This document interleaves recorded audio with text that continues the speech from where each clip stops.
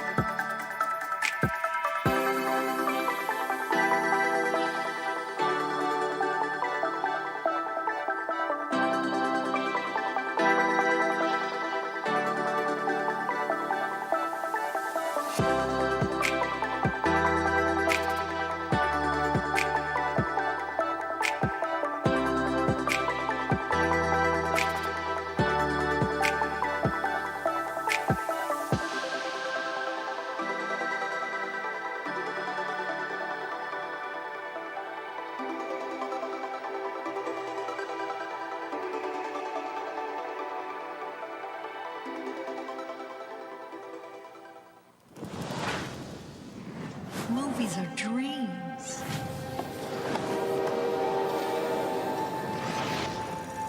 That you never forget. The lights change how everything looks. It's hard to find our house. Ours is the dark house with no lights. In this family, it's the scientists versus the artists. What kind of movie are we gonna make?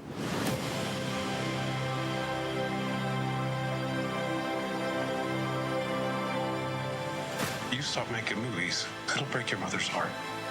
I don't know what to do anymore. You do what your heart says you have to.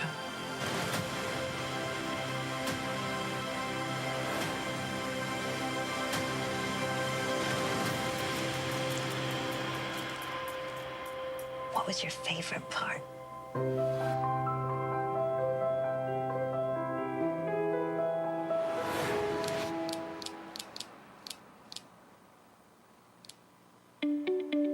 Centaur, your kind of company.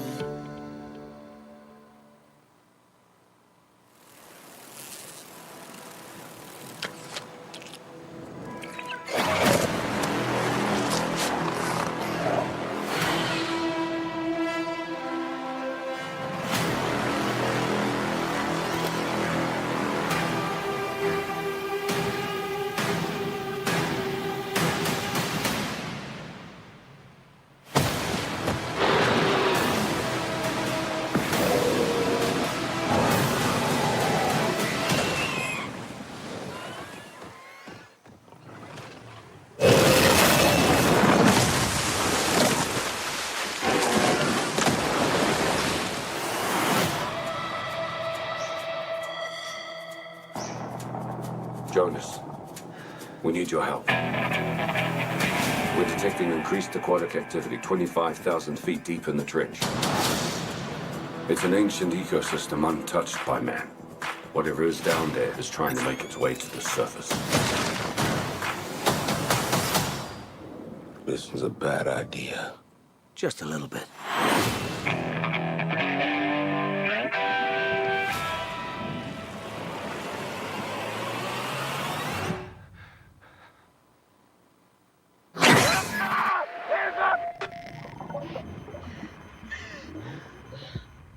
Jonas, we've got company. That's the biggest meg I've ever seen. Biggest meg anyone's ever seen. That's the apex predator. Everybody make it to the station! You can make it! Inside! 3 massive megs and who knows what else have escaped the breach. I just hope it goes better than last time.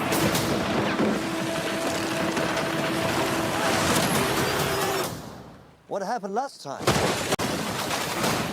You don't want to know. This ain't the end. I saw you again. Go, go, go! We've never seen this before. They hunted in packs.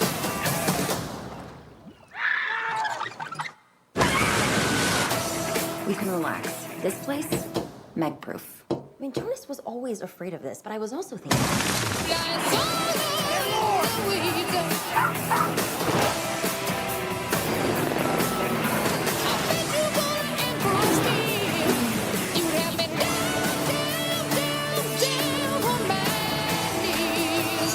Ooh, Barracuda.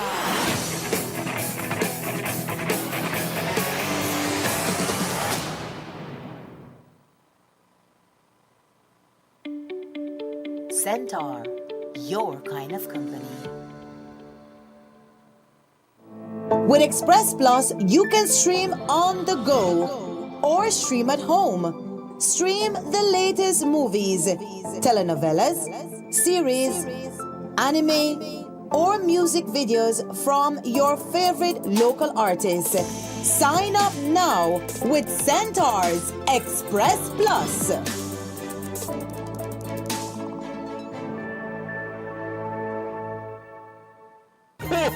How to win $1,000 cash per branch. Install or update to Express Plus streaming app. Also win another $1,000 cash per branch. Update your account balance up to December. Update your personal information to get your e-ticket. Drawing date January 5th, 2024 on the Despierta Belice Morning Show. Merry Christmas and a Happy New Year from Centaur's family.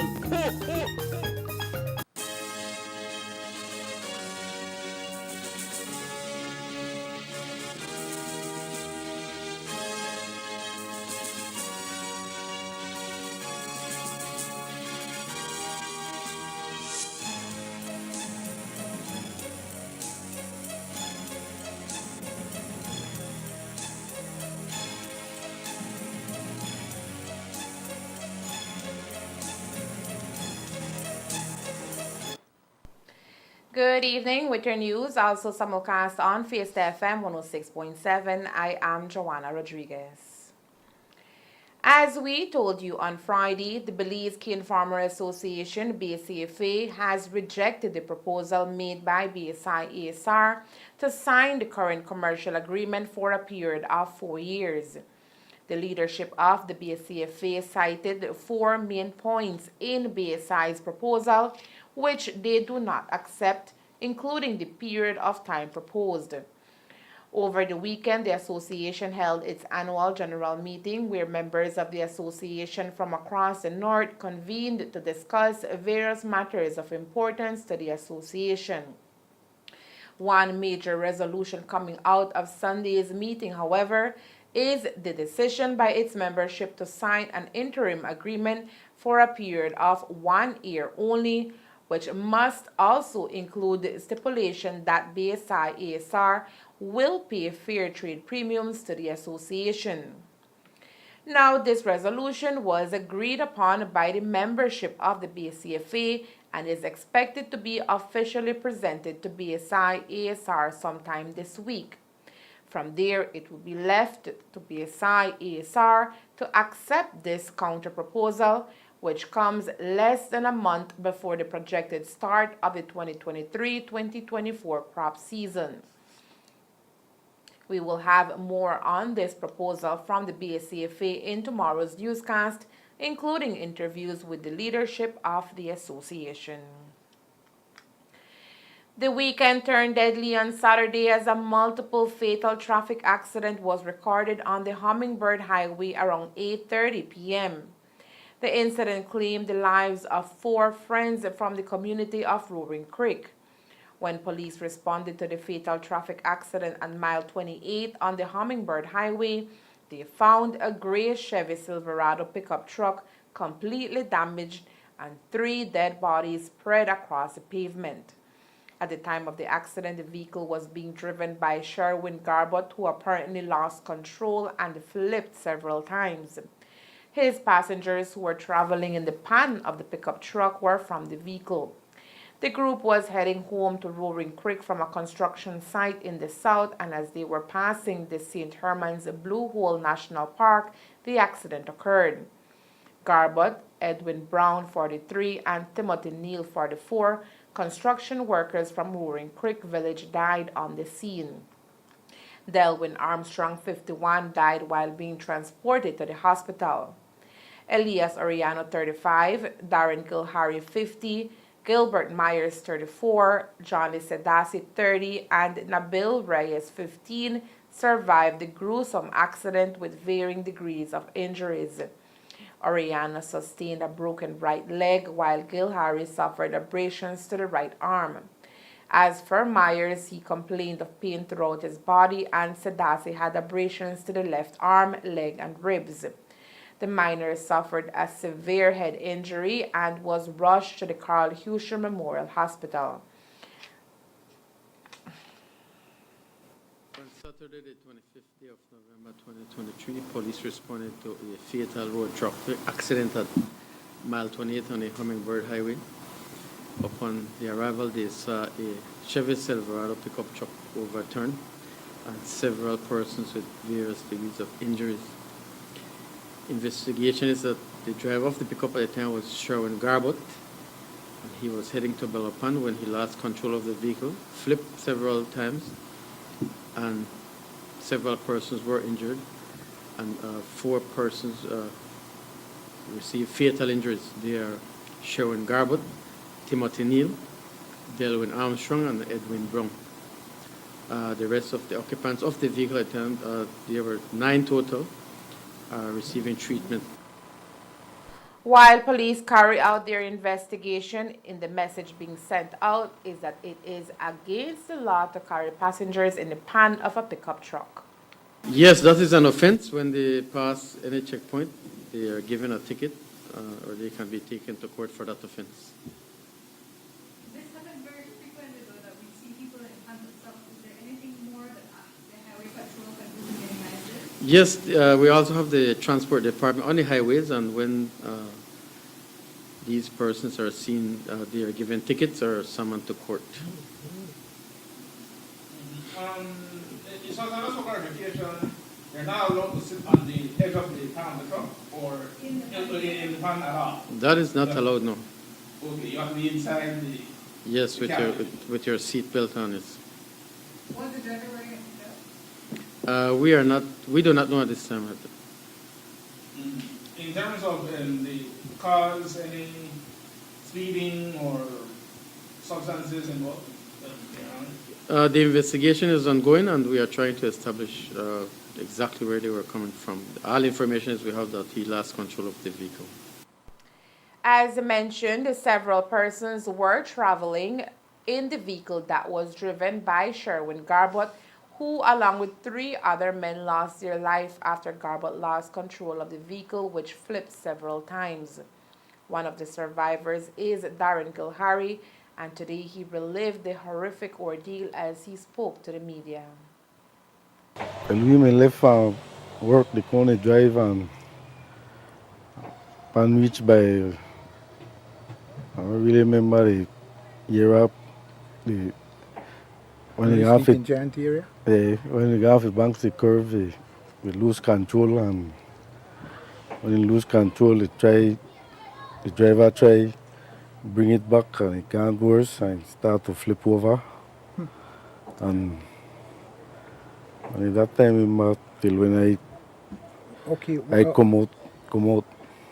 You mentioned that the driver last. Who was driving, sir? Showing. Okay, and then how much were traveling together? 9. 9. Where do you work? I do construction and work with all about with the stand quick when they come from. Station steady. Can you tell us the name of the 4 deceased, your friend? I have Showing Garbott. The driver. Delwyn Armstrong. Pampy. Timothy. Reyes. Reyes and Edwin Brown. Edwin Brown. Now, when you apparently you were unconscious for a while, when you got up, tell us what you saw after the unfortunate incident. Who they found ground and who they bad? Well, when I come out of the vehicle, I hear one of my friends say his foot broke. And I conscious on in my hand feel hurt, so he got one foot hook up. I release the foot from off of the vehicle seat belt thing where you hook up on. I take I say his foot broke. A broken Gil Harris says things will never be the same because the men who died were like family. All of we, when we work that one another back and make sure the job get done. El Pampi,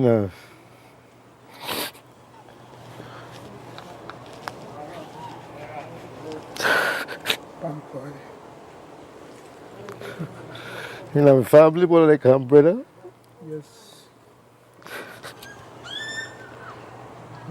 Do you have anything more that you'd want to say? Just sorry we happen and like traffic going fun, One question. There also mentioned a 15-year-old. Was a 15-year-old involved in the accident? Yes. You know what Belize right now? You remember your name, sir?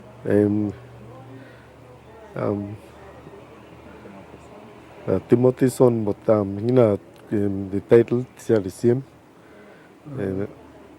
That is son of one of the deceased. Yes. Timothy Neil Rice, son of Rice too. Was he also working with you all? Yes, a lone worker. The police department is still investigating the matter. A 1-year-old baby from the community of Shipyard in Orange Walk is tonight dead after ingesting poison. The incident occurred on Friday afternoon while the baby was in the care of his 16-year-old sister. Reports indicate that the 16-year-old gave 1-year-old David Schmidt a bottle that apparently contained a transparent liquid that she believed to be water.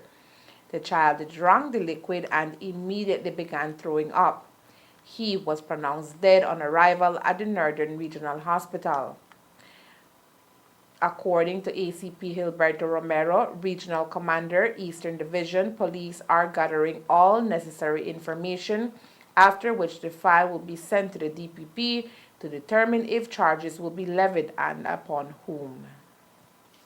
Information is that the child was being taken care of by a sister of 16 years of age when he was given a bottle that contained suspected poison. The child drank the liquid substance and then started to vomit, was taken to the hospital where the child was pronounced dead on arrival.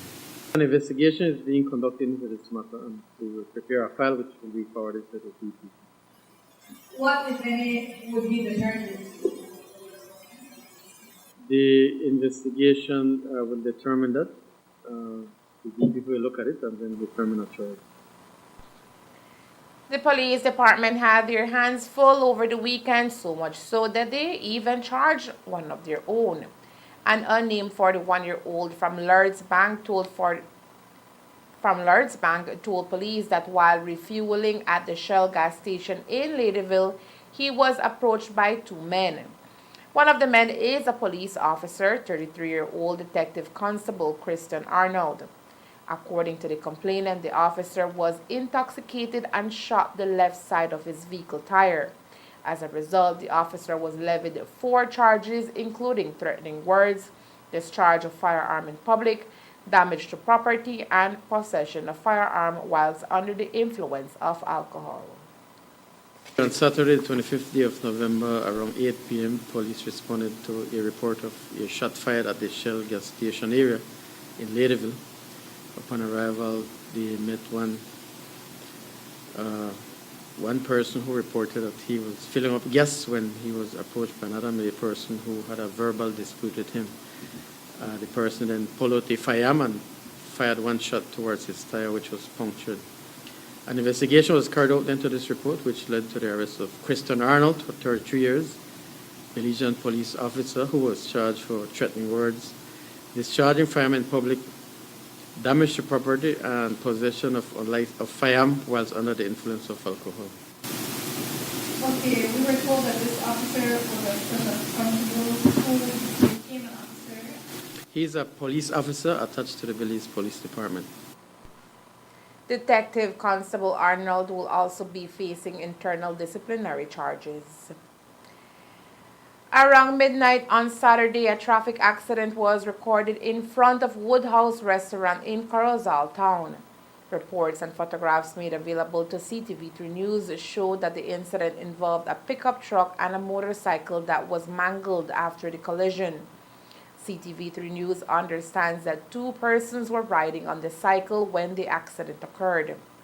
While the conditions of the persons involved have not been officially released, CTV3 News made checks and can confirm that one of the riders of the cycle is hospitalized at the Corozal Community Hospital, while the other was transported to the Carl Houston Memorial Hospital to receive specialized medical care. The police department in Corozal is still investigating the incident. There is no word if anyone has been charged. Officers from the Corozal Police Department are currently investigating if indeed shots were fired earlier today in the immediate area of Mangrove Park, north of town. After receiving reports of possible shots fired in the area, officers were dispatched to the scene and spoke to several residents in the area. When we made inquiries, we were told that no expended shells were found. However, neighbors claimed to have heard what sounded like gunshots.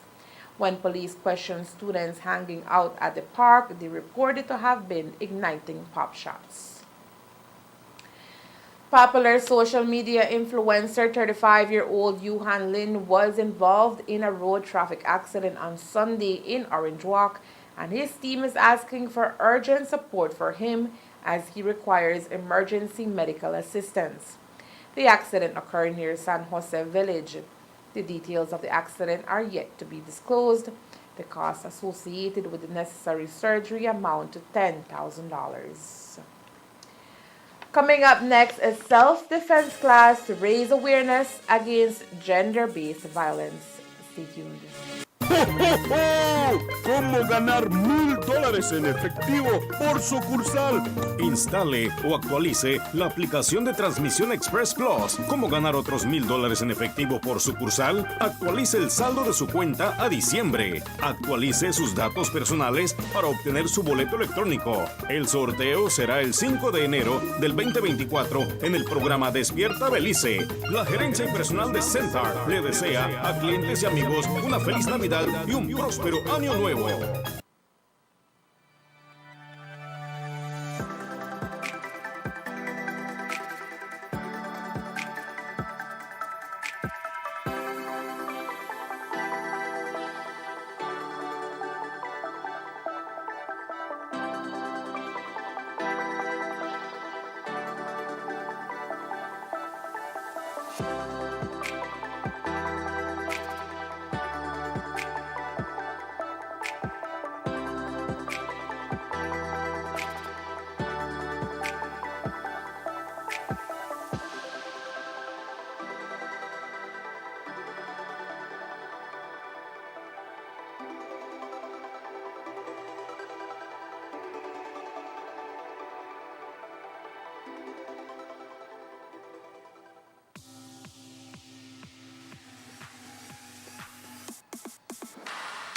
Sign up for Smart Share Plan and save big.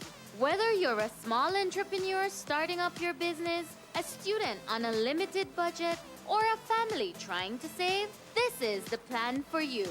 With unlimited SMS, calls, and data, we help you save. Get up to 5 lines for as low as $30 per line monthly, only with Smart. Sign up today at any Smart showroom or sales manager countrywide. So get your business going, share more memories with friends, and be ready for the day with Smart.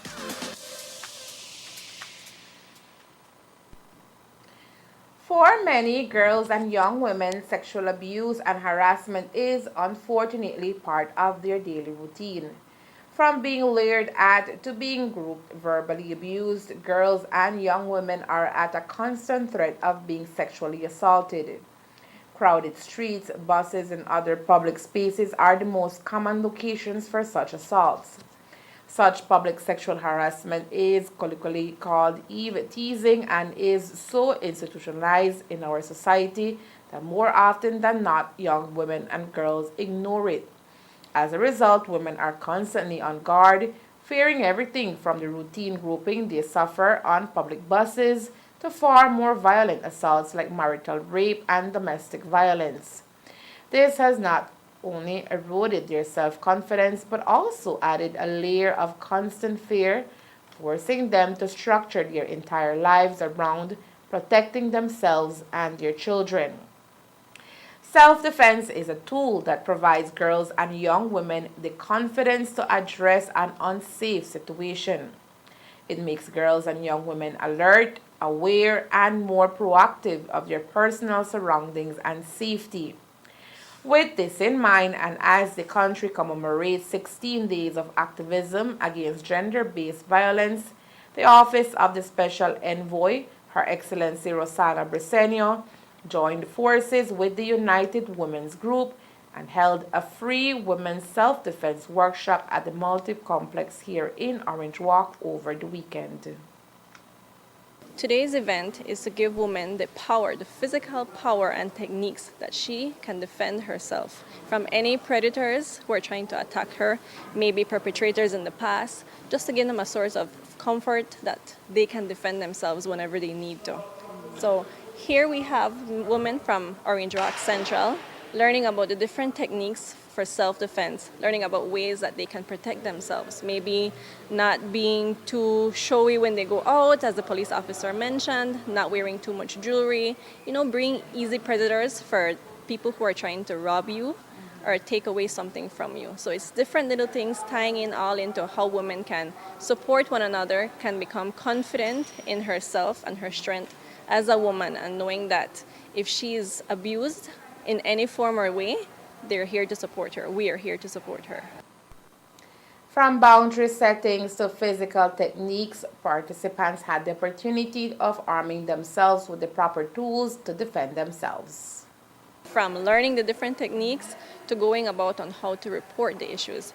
Many ladies know that they can go to the police office to file a report, but they don't know how to start. When they go in, they don't know what to ask for, which documents to use, the forms that they need to fill out. They don't know the procedure.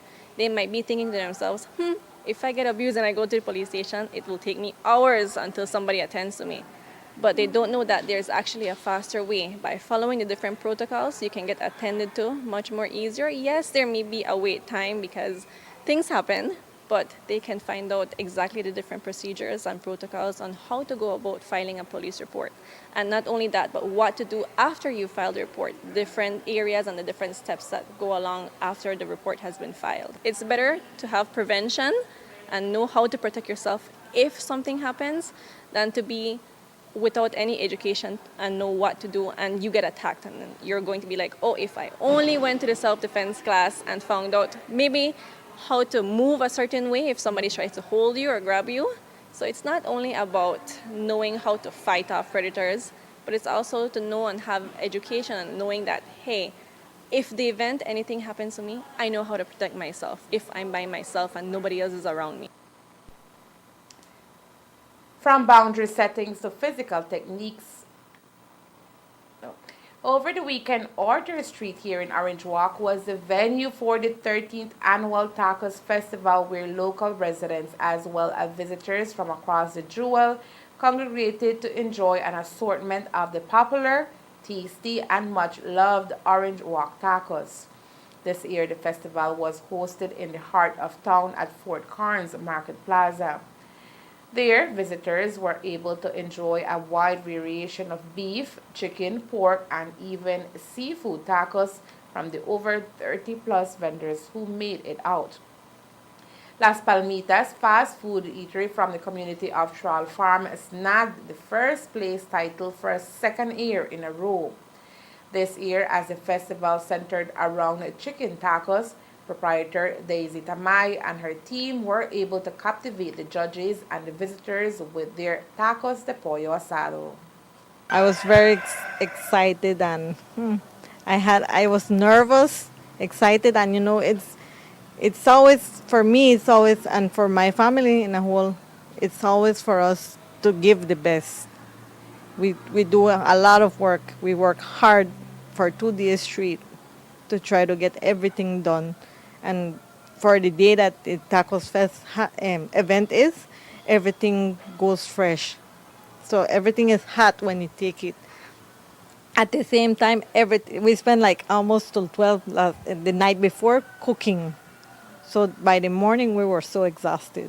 But we still managed to gather ourselves together and rush to take everything before the whole highway and everything closes down for the parade. We have to be there on time.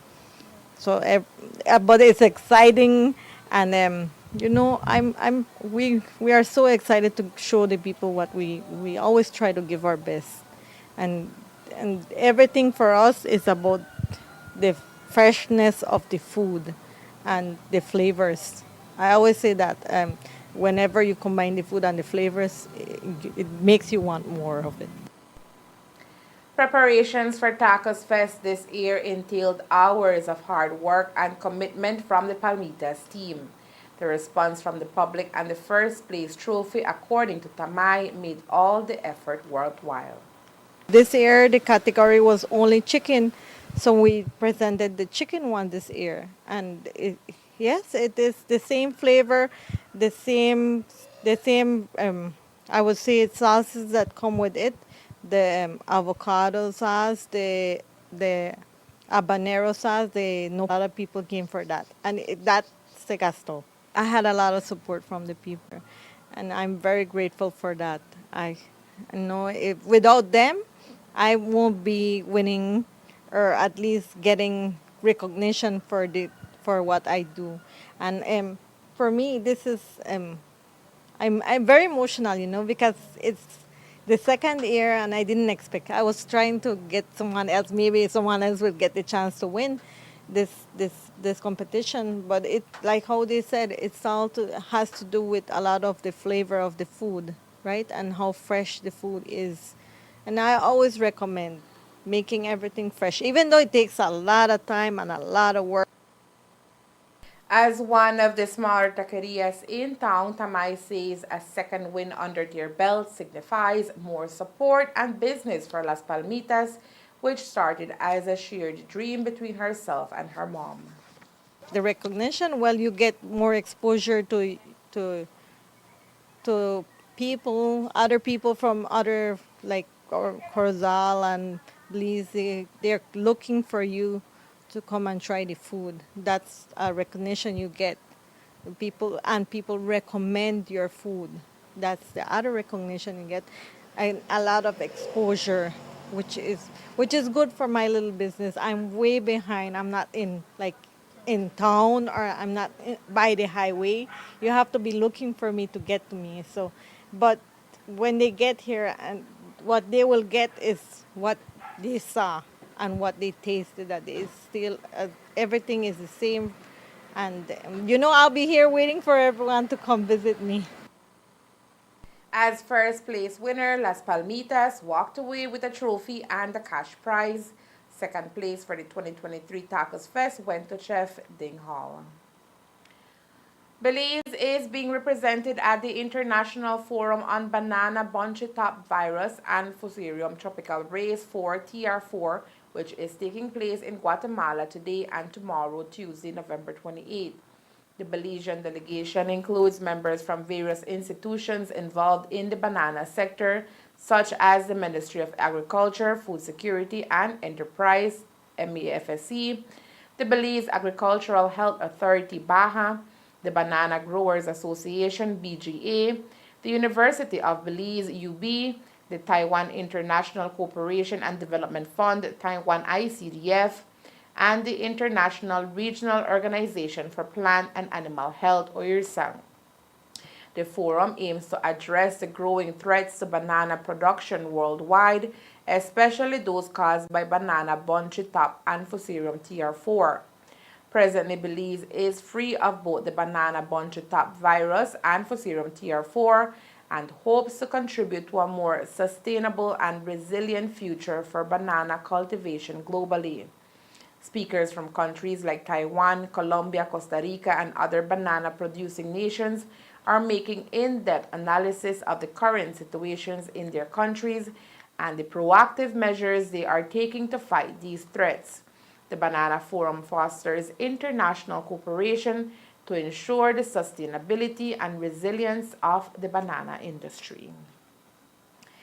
And that's the news. We invite you to join us for another newscast on Tuesday, November 28th here on CTV3 and Fiesta FM 106.7. Remember that to read a text version of the news, you can visit our website at ctv3belizenews.com.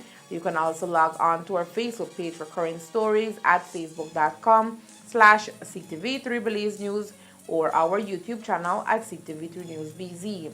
Remember to wash your hands and remain safe. From all of us here at CTV3 News, thank you for watching and listening. Good night.